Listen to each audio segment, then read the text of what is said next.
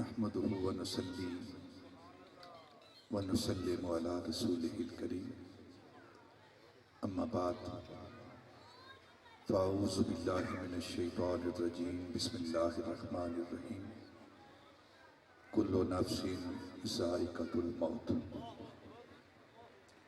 صدق اللہ مولانا العظیم وصدق رسولہ النبی الکریم ونحن على ذلك من الشاهدين والشاكرين والحمد لله رب العالمين. وقال الله تعالى في مقام آخر إن الله وملائكته يصلون على النبي يا أيها الذين آمنوا صلوا عليه وسلموا تسليما. الصلاة والسلام عليك يا سيدي يا رسول الله وعلى آلِكَ وَأَصْحَابِكَ يَا رَحْمَةً لِلْعَالَمِينَ. انتہائی معزز و محترم سامعین، ارباب اہل سنت، ادب خردگان نگاہ محبت اور انتہائی عزت و تکریم کے لائق علماء کرام و مشائخ اعظام، آج کی یہ تقریب سعید، یہ محفل پاک ہمارے انتہائی محترم جناب سکندر حیات مجددی اور ان کے برادران کے والد مرحوم مغفور کے والدہ مرحومہ مغفورہ کے اصالِ ثواب کے لیے ختم چیلم کی یہ محفل پاک ہے. صرف دو باتیں، نماز کا وقت قریب آ رہا ہے، سمجھنے اور سمجھانے کے لیے. ایک موت و حیات کیا ہے اور دوسرا اصالِ ثواب کیا ہے. بس دو باتیں. اللہ رب العزت نے قرآن پاک کے اندر ارشاد فرمایا کل نفس ذائقۃ الموت، ہر صاحب نفس، ہر ذی روح جو بھی اس کائنات کے اندر سانس لیتا ہوا آیا ہے اس نے موت کا ذائقہ چکھنا ہے. لو کانت الدنیا تدوم لواحد لکان رسول اللہ فیہا مخلد. جو زندہ ہے موت کی تکلیف سہے گا، جب احمد مرسل نہ رہے کون رہے گا. جو بھی اس کائنات کے اندر آیا ہے سانس لیتا ہوا اس نے موت کی آغوش میں جانا ہے، موت کا جام پینا ہے، موت کا ذائقہ چکھنا ہے. کسی کو موت سے فرار نہیں، مفر نہیں کہ کوئی بندہ موت سے بچ جائے گا، نہ، ہر ایک نے موت کی آغوش میں جانا ہے. لیکن سوال یہ ہے کہ یہ موت ہے کیا؟ یہ موت ہے کیا؟ یہ تصور جو دیا جاتا ہے کہ بندہ مر گیا ہے، تباہ ہو گیا ہے، فنش ہو گیا ہے، مر کر مٹی میں مل چکا ہے، یہ خراب ہو چکا ہے، یہ تصور نہ قرآن کا ہے، نہ سنت نبوی کا ہے، نہ روایت کا ہے، نہ درایت کا ہے، نہ عقل اس کو مانتی ہے اور نہ ہی نقل اس کو تسلیم کرتی ہے. نہ، یہ اسلام کا تصور نہیں ہے. یہ موت و حیات کیا ہے؟ موت عارضی چیز ہے اور حیات دائمی چیز ہے. ایک بات ذہن کے اندر رکھیں آپ. اور انسان کی پیدائش سے جب وہ پیدا ہوتا ہے اس سے اس کی زندگی کا، اس کی حیات کا آغاز نہیں ہوتا. انسان کی پیدائش سے اکثر ہمارے ذہن کے اندر یہی بات ہے کہ اس سے ہم اپنی عمر کا اور اپنی حیات کا اندازہ لگاتے ہیں. لیکن یہ بات ذہن کے اندر رکھیں کہ انسان کی حیات سے، پیدائش سے اس کی زندگی کی ابتدا نہیں. جس طرح انسان کی پیدائش سے اس کی زندگی کی ابتدا نہیں، اسی طرح اس کی موت پر اس کی زندگی کی انتہا نہیں. آپ ذہن کے اندر سوال رکھیں گے کہ یہ کیا بات کر رہے ہیں آپ کہ انسان کی پیدائش سے زندگی کی ابتدا نہیں. تو آپ صاحب علم ہیں، صاحب شعور ہیں، جانتے ہیں اس بات کو کہ بچہ وہی پیدا ہوتا ہے جو اپنی ماں کے پیٹ کے اندر زندہ ہوتا ہے، جو اپنی ماں کے پیٹ کے اندر وہی پیدا ہوتا ہے جو زندہ ہوتا ہے۔ تو اب اگر یہ کہیں کہ پیدائش سے زندگی کا آغاز ہو رہا ہے تو وہ تو پیدا ہونے سے پہلے بھی زندہ ہے، وہ تو پیدا ہونے سے پہلے بھی زندہ ہے۔ جب پیدا ہونے سے پہلے بھی زندہ ہے تو لا محالہ اس بات کو تسلیم کرنا پڑے گا کہ پیدائش سے زندگی کا آغاز نہیں ہوتا، زندگی یہاں سے شروع نہیں ہوتی، بلکہ اس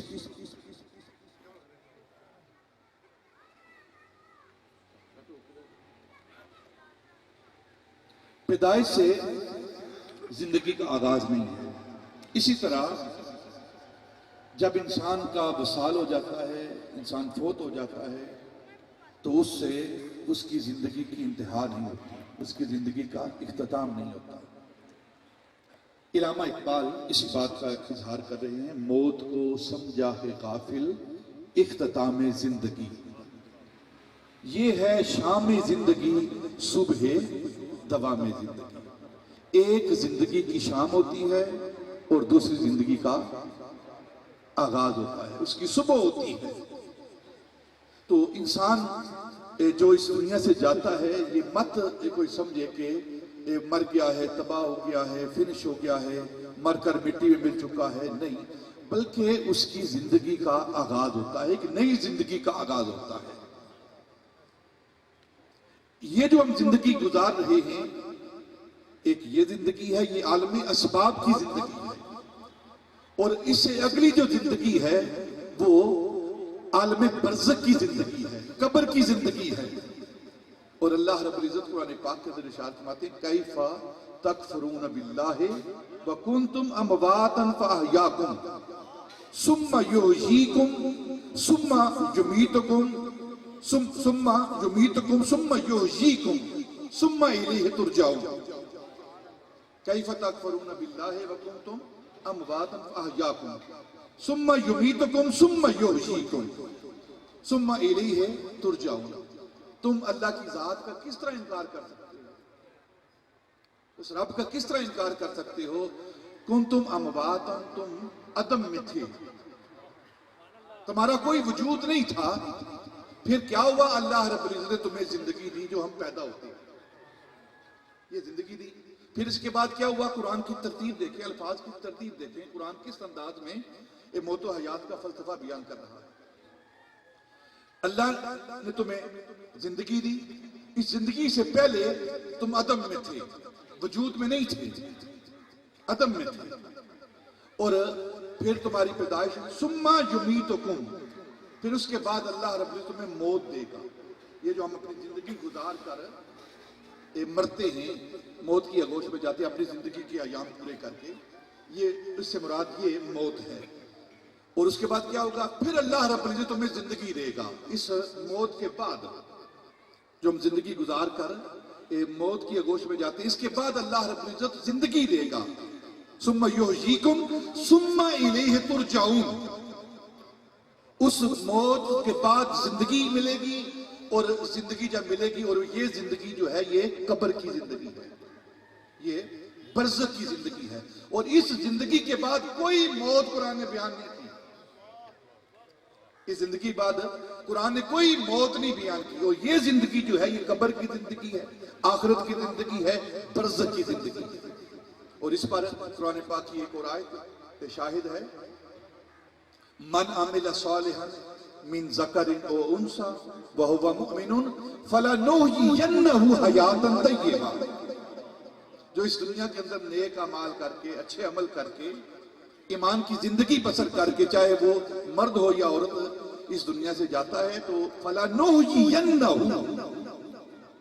اللہ فرماتے ہیں ہم اسے ضرور بالضرور جزا کے طور پر زندگی عطا کریں گے۔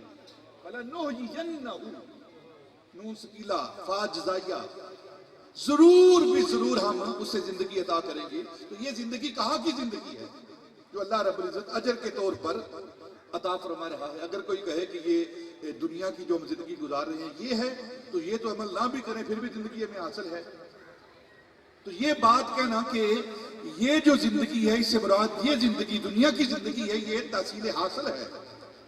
فَلَنُحْيِيَنَّهُ اس سے مراد برزخ کی زندگی ہے، قبر کی زندگی ہے، اور پھر حیات طیبہ. یہ نہیں کہ صرف سوال و جواب کے لیے زندہ کیا جائے گا.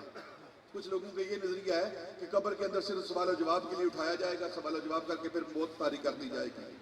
نہ، یہ حیاتاً طیبہ اللہ رب العزت فرما رہے ہیں کہ جو ہم قبر کی زندگی دیں گے وہ کیسی زندگی ہے؟ حیاتاً طیبہ، نہ ختم ہونے والی زندگی، نہ ختم ہونے والی زندگی ہم عطا کریں گے. ایک ترجمہ تو یہ ہے اس بات کا، ایک مفہوم یہ ہے کہ نہ ختم ہونے والی زندگی، اور ایک مفہوم جو ہے وہ جو علماء ربانیین ہوتے ہیں، صوفی اولیاء، انہوں نے بیان کیا ہے. وہ کیا ہے؟ فَلَنُحْيِيَنَّهُ کہ جو انسان زندگی کے اندر نیک اعمال کر کے چلا جاتا ہے، موت کی آغوش میں چلا جاتا ہے، قبر کے اندر چلا جاتا ہے، اللہ رب العزت اس نیک اعمال کے بدلے میں جزا کے طور پر اسے قبر کے اندر زندگی دیتا ہے. اور پھر حیاتاً طیبہ سے کیا مراد ہے کہ اس مرنے والے جو قبر کے اندر چلا گیا ہے، جس کو اللہ نے زندگی دے دی ہے، اس کے ساتھ جو جو چیز لگتی جاتی ہے وہ بھی زندہ ہو جاتی ہے. اگر مٹی لگتی ہے مٹی زندہ، اگر تابوت کی لکڑی لگتی ہے وہ لکڑی زندہ، اگر ماربل کی سلیٹ لگتی ہے وہ بھی زندہ ہو جاتی ہے.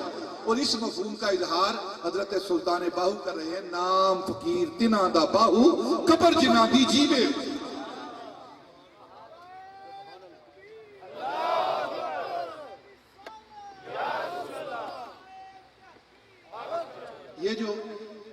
یہ جو کہا جاتا ہے کہ قبروں پہ نہیں جانا، وہ مر کر مٹی میں مل چکے ہیں، یہ ہو چکا ہے، ان کے پیچھے یہی تصور ہے کہ وہ مرنے والے مر گئے ہیں. حالانکہ یہ قرآن و سنت کا تصور نہیں ہے. ایک نئی زندگی کا آغاز ہوتا ہے. دیکھیں نا، اسلام کا ایک بنیادی عقیدہ ہے سوال و جواب ہونے ہیں. قبر کے اندر ہونے کہ نہیں ہونے ہیں نا سوال و جواب.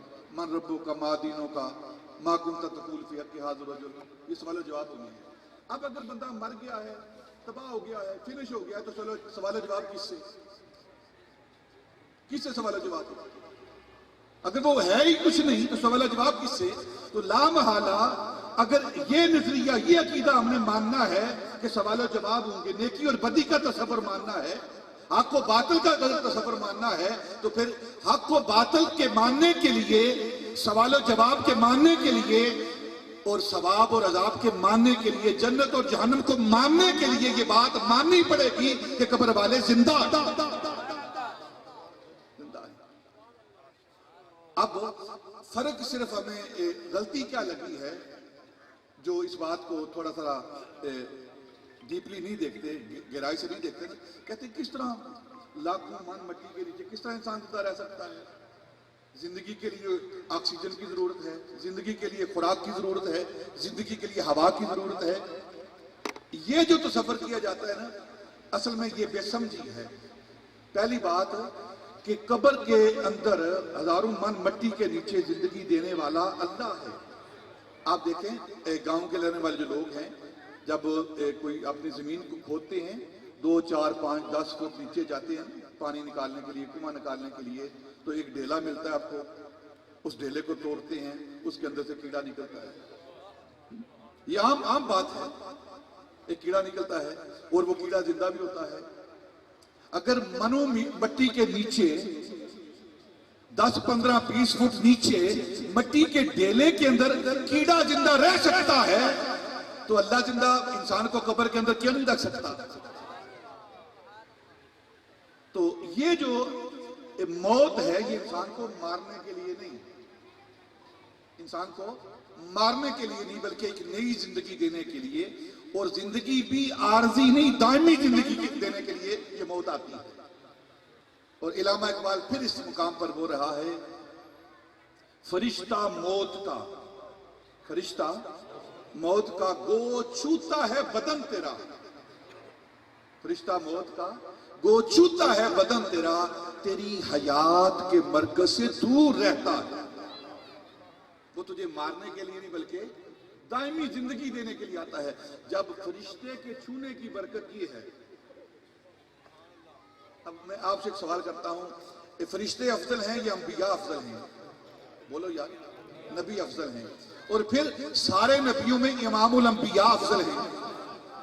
اگر فرشتہ کسی انسان کو چھوئے تو وہ دائمی زندگی دیتا ہے، اگر کسی خوش نصیب کو میرا نبی چھو لے تو اس کی زندگی کی کیا عالم ہوگا۔ تو یہ جو قبر کی زندگی ہے، ایک نئی زندگی ہے، ایک نئی زندگی کا آغاز ہوتا ہے، اور یہ موت کا فرشتہ مارنے کے لیے نہیں بلکہ دائمی زندگی دینے کے لیے آتا ہے۔ اب تھوڑا سا مفہوم میں نے آپ کے سامنے، لمبا موضوع ہے لیکن اتنا بات میں نے آپ کے سامنے رکھ دی ہے کہ یہ مرنا جو ہے نا، انسان مرتا ہے، مت کوئی سمجھے کہ بس کام ختم ہو گیا ہے۔ یہ اکثر جو لوگ خودکشی کر لیتے ہیں ان کے ذہن کے اندر یہ ہوتا ہے کہ معاملے ختم ہو گئے ہیں، اس دنیا کے جنجل سے چھٹکارا مل جائے گا۔ نہیں نہیں نہیں نہیں، اصل حساب تو آگے شروع ہونا ہے۔ تو یہاں جان نہیں چھوٹی، موت کی آغوش میں جانا ہے، ایک نئی زندگی کا آغاز ہوتا ہے۔ اگر نیک اعمال کرنے ہیں تو پھر جنت کی نعمتیں، اور اگر برے اعمال کرنے ہیں تو پھر جہنم کا عذاب۔ چوائس انسان کو اللہ رب العزت نے دے دی ہے کہ میں نے تمہیں زندگی دے دی ہے، اور زندگی دینے کے ساتھ ساتھ دونوں راستے بھی دے دیے۔ اب تم نیکی کا راستہ اختیار کرو یا برائی کا راستہ اختیار کرو، جنت کا راستہ اختیار کرو یا جہنم کا راستہ اختیار کرو۔ میں نے تمہیں مختار بنا دیا ہے، تمہیں اختیار دے دیا ہے زندگی کے ساتھ۔ اب تمہاری اپنی چوائس ہے، اپنا انتخاب ہے، اپنا چناؤ ہے۔ آپ جنت کا راستہ اختیار کر لیں یا جہنم کا راستہ اختیار کر لیں۔ تو یہ موت و حیات کے حوالے سے تھوڑی سی میں نے گفتگو آپ کے سامنے رکھی۔ اب جب ہمارا کوئی شخص مرتا ہے، اس کے لیے جو ہم محفلیں کرتے ہیں، قرآن خوانی کرتے ہیں، کھانا تقسیم کرتے ہیں، تو اس کو شریعت کی اصطلاح میں اصالِ ثواب کہتے ہیں۔ یہ جو کل شریف ہوتا ہے، چوتھا ہوتا ہے، 10واں ہوتا ہے، چیلم ہوتا ہے، عرس ہوتا ہے، سالانہ برسی ہوتی ہے، جو بھی آپ نام لیں، یہ سارا کا سارا کیا ہے؟ اسے اصالِ ثواب کہتے ہیں۔ 11ویں شریف ہو جاتی ہے، ٹھیک ہے نا، غوث پاک کی 11ویں دلاتے ہیں، یا کسی بھی بزرگ کا عرس کرواتے ہیں، تو اس سے مقصود کیا ہوتا ہے؟ اس سے مقصود اصالِ ثواب، یعنی کہ اصال کرنا ہوتا ہے، ثواب کو اس کی بارگاہ میں پیش کرنا ہوتا ہے۔ ایک ہے اصالِ ثواب اور ایک ہے وصول ثواب۔ جو بیچتا ہے، جو ہم بیچتے ہیں، ہم اصالِ ثواب، اصال کا مطلب ہے بیچنا، پہنچانا، اور آگے جو قبر والا ہوتا ہے وہ وصول کرتا ہے اس ثواب۔ اور یہ دونوں باتیں قرآن و سنت سے ثابت ہیں۔ اصالِ ثواب کس چیز کا ہم کر سکتے ہیں؟ اللہ رب العزت نے انسان کو پیدا کیا ہے عبادت کے لیے۔ کس کے لیے؟ قرآن کہہ رہا ہے وَمَا خَلَقْتُ الْجِنَّ وَالْإِنسَ إِلَّا لِيَعْبُدُونِ۔ ہم نے جنوں اور انسانوں کو عبادت کے لیے پیدا کیا ہے، لیکن ہم نے یہ سمجھا ہے کہ اللہ رب العزت نے ہمیں روٹی کمانے کے لیے اور بچے پیدا کرنے کے لیے پیدا کیا ہے۔ اپنی ساری زندگی ہم دیکھ لیں، ساری کی ساری ایفرٹ زندگی کی، ساری کی ساری کوشش وہ روٹی کمانے، پیٹ بھرنے کے اندر صرف ہوتی ہے۔ اس کے علاوہ ہمارا اور کوئی کام نہیں ہے۔ بس زندگی کا حاصل کیا ہے کہ بس روٹی کماؤ، بڑی کوٹھی بناؤ، بڑی کار لو، بینک بیلنس بناؤ، بچے پیدا کرو، رشتہ داریاں نبھاؤ اور دنیا سے چلے جاؤ۔ یہ ہمارا تصور ہے، ہمارا عمل ہے۔ لیکن اللہ کیا فرما رہا ہے؟ جس نے انسان کو بنایا ہے، اور جو بنانے والا ہوتا ہے اس کو بہتر پتا ہوتا ہے یہ چیز کس کام کے لیے بنائی گئی ہے۔ تو اللہ فرما رہا ہے کہ میں نے جنوں اور انسانوں کو کس لیے پیدا کیا ہے؟ عبادت کے لیے، یعبدون، تاکہ وہ عبادت کریں۔ اب جب انسان عبادت کرتا ہے تو عبادت دو طرح کی ہے، ایک فرضی عبادت اور ایک نفلی عبادت۔ فرضی عبادت جو ہے یہ اللہ رب العزت نے انسان پر فرض کر دی ہے، جیسے 5 دن میں 5 نمازیں، یہ انسان پر فرض ہے۔ ماہ رمضان کے روزے، ٹھیک ہے، یہ انسان پر فرض ہے۔ صاحب استطاعت پر زندگی میں ایک بار حج فرض ہے، صاحب نصاب پر ہر سال زکوٰۃ فرض ہے، یہ فرضی عبادت ہے۔ اس کے علاوہ آپ نماز فرض پڑھتے ہیں، نماز کے بعد آپ جب اشراق کا ٹائم ہوتا ہے اشراق پڑھتے ہیں، چاشت کا ٹائم ہوتا ہے چاشت پڑھتے ہیں، اوابین کا ٹائم ہوتا ہے اوابین پڑھتے ہیں، تہجد کا ٹائم ہوتا ہے تہجد پڑھتے ہیں۔ تو یہ تہجد، اوابین، چاشت، اشراق، تحیت المسجد، تحیت الوضو، یہ ساری کی ساری عبادتیں یہ فرض نہیں ہیں، یہ کیا ہیں؟ نفلی عبادتیں۔ یہ کیا ہیں؟ نفلی عبادتیں۔ جو فرض عبادت ہے وہ آپ نے کرنے ہی کرنی ہے، اور نفلی عبادت آپ پر فرض نہیں، یہ آپ کو اللہ رب العزت نے اختیار دیا ہے، پڑھو ثواب ملے گا، نہ پڑھو گناہ کوئی نہیں نفلی عبادت کا۔ جس طرح اللہ نے یہ اختیار دیا ہے تمہیں، پڑھو ٹھیک ہے نہ پڑھو پھر بھی ٹھیک ہے، اسی طرح اللہ رب العزت نے یہ بھی اختیار دیا ہے کہ آپ نفلی عبادت کر کے اس کا ثواب جس کو مرضی دے دو۔ سمپل بات ہے، نفلی عبادت کر کے اس کا ثواب جس کو مرضی دے، چاہے وہ اپنے مردوں کو دو جو مر چکے ہیں، چاہے اپنے زندہ بھائیوں کے لیے اس کا ثواب وقف کر دو۔ اس پر ایک حدیث پاک، دونوں پر ایک ایک حدیث پاک مختصر انداز میں۔ حضرت سعد رضی اللہ تعالیٰ عنہ صحابی رسول ہیں، نبی پاک کی بارگاہ میں حاضر ہوئے، یا رسول اللہ میری اپنی ماں کے ساتھ بڑی محبت تھی اور میں نے بہت خدمت کی اپنی ماں کی، لیکن میرا جی نہیں بھرا میرا، تو میری والدہ کا وصال ہو گیا ہے، میں چاہتا تھا اور خدمت کروں، لیکن ان کا وصال ہو گیا ہے، اب میں اپنی ماں کے لیے کیا کر سکتا ہوں؟ یہ صحابی سوال کر رہا ہے نبی پاک سے۔ اگر فوت شدگان کے لیے کوئی عمل، کوئی چیز نفع نہ دیتی ہوتی تو جو اکثر آیت پڑھی ہے لیسا للانسان الا ما سعی، یہ تو آیت نبی پاک پر نازل ہوئی ہے، ہم نے تو صرف سنا ہے نہیں آیت کو، یہ نبی پاک پر نازل ہوئی ہے، نبی پاک کی آیت پڑھ دیتے۔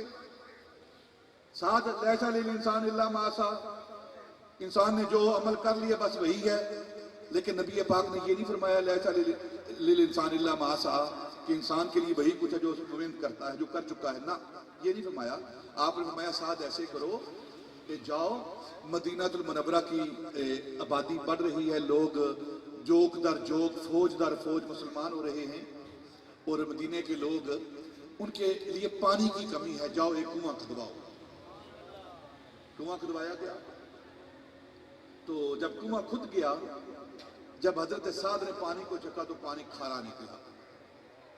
نبی پاک کی بارگاہ میں حاضر ہوئے، یا رسول اللہ بڑی محنت سے کنواں کھدوایا ہے لیکن پانی کھارا نکلا ہے، نمکین نکلا ہے، میٹھا پانی نہیں نکلا۔ نبی پاک کو میں کوئی بات نہیں، چلتے ہیں دیکھتے ہیں کیا ہوتا ہے۔ صحابہ کو ساتھ لیا اور کنویں پر جا کر نبی پاک نے اپنا لعاب دہن پانی کے اندر ڈالا، اب وہ کھارا پانی میٹھا ہوا۔ پھر اس پانی سے نبی پاک نے وضو فرمایا اور وہ پانی پیا، اور پھر ہاتھ اٹھا کر دعا کی، آج ہی پیرو لأم سعد، آج ہی پیرو لأم سعد، یا اللہ یہ سعد کی ماں کا کنواں ہے۔ سعد کی ماں نے نہیں کھدوایا، وہ تو قبر کے اندر ہے، نہ سعد کی ماں نے اسے پانی پینا ہے، کنواں بیٹا کھدوا رہا ہے اور پانی مدینے کے لوگ پی رہے ہیں، اور ثواب سعد کی ماں کو پہنچ رہا ہے۔ اگر سعد کی ماں کو کنویں کا ثواب پہنچ سکتا ہے تو ہمارے فوت شدگان کو پانی کا گلاس کیوں نہیں پہنچ سکتا، اس کا ثواب کیوں نہیں پہنچ سکتا؟ تو یہ نبی پاک صلی اللہ علیہ وسلم نے فرمایا کہ آج ہی بیرو لأم سعد، یہ سعد کی ماں کا کنواں ہے۔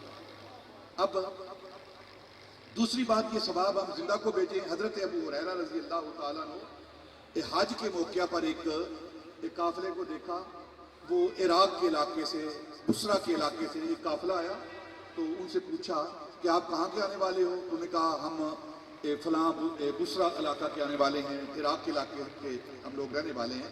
تو آپ نے فرمایا کہ وہاں ایک مسجد ہے، مسجد عشار، تمہیں پتہ ہے کہ ہمارا گاؤں ہے، ہمارے گاؤں کے اندر یہ مسجد ہے، ہم اسی گاؤں کے ہیں۔ تو آپ نے فرمایا تم میں سے کون ہے جو وہاں اس مسجد میں جا کر شام کے اندر عراق کے اندر اس مسجد کے اندر جا کر 2 نفل پڑھے اور یہ کہے کہ اس کا ثواب میں ابو ہریرہ کو دیتا ہوں. تو انہوں نے کہا ہم 2 نفل پڑھیں گے آپ کے لیے جا کر اور ثواب آپ کی ملک کریں گے. یعنی کہ حضرت ابو ہریرہ زندہ ہیں تو اس کا ثواب ان کو پہنچ رہا ہے اور حضرت سعد کی والدہ فوت ہو چکی ہیں ان کا ثواب ان کو پہنچ رہا ہے. اور یہ اہل سنت کا مسلک ہے. یہ کہنا کہ فلاں بدعت ہے فلاں بدعت ہے فلاں بدعت ہے فلاں بدعت ہے، یہ کہنے والے خود ہی بدعت ہیں، خود ہی بدعت ہیں. اصل مقصود اصال ثواب ہے. اور جو نفلی عبادت ہم کرتے ہیں، قرآن پاک کی تلاوت کریں، نفلی حج کریں، عمرہ کریں نفلی، اس کے بعد تلاوت قرآن کریں، صدقہ و خیرات کریں، یہ سارے نوافل کے کام ہیں اور اس کا ثواب اللہ نے ہمیں اختیار دیا جس کو مرضی دیا. جب اللہ نے ہمیں اختیار دے دیا تو یہ روکنے والے کون ہوتے ہیں؟ یہ روکنے والے کون ہوتے ہیں؟ اللہ نے اختیار دے دیا ہے. تو یہ 2 باتیں میں نے ایک موت و حیات کے حوالے سے اور ایک اصال ثواب کے حوالے سے جو ہم عمل کرتے ہیں اور دعا کرتے ہیں. اللہ ہمارے فوت شدگان کی بخشش فرمائے. ربنا اغفر لنا ولاخواننا الذین سبقونا بالایمان. قرآن کہہ رہا ہے، قرآن کا عمل ہے یہ. ربنا اغفر لنا ولاخواننا الذین سبقونا بالایمان. جو ہم سے پہلے ایمان کی حالت میں چلے گئے، یا اللہ ان کی بخشش فرما، ہماری بھی بخشش فرما اور ان کی بھی بخشش فرما. یہ بھی قرآن کا حکم ہے. ربنا اغفر لی ولوالدی، یہ بھی ایک قرآن کی آیت ہے. یہ سارا کچھ قرآن بیان کر رہا ہے. بس ایک ہی بات ہے کہ ہم قرآن پڑھتے نہیں، قرآن پڑھتے نہیں.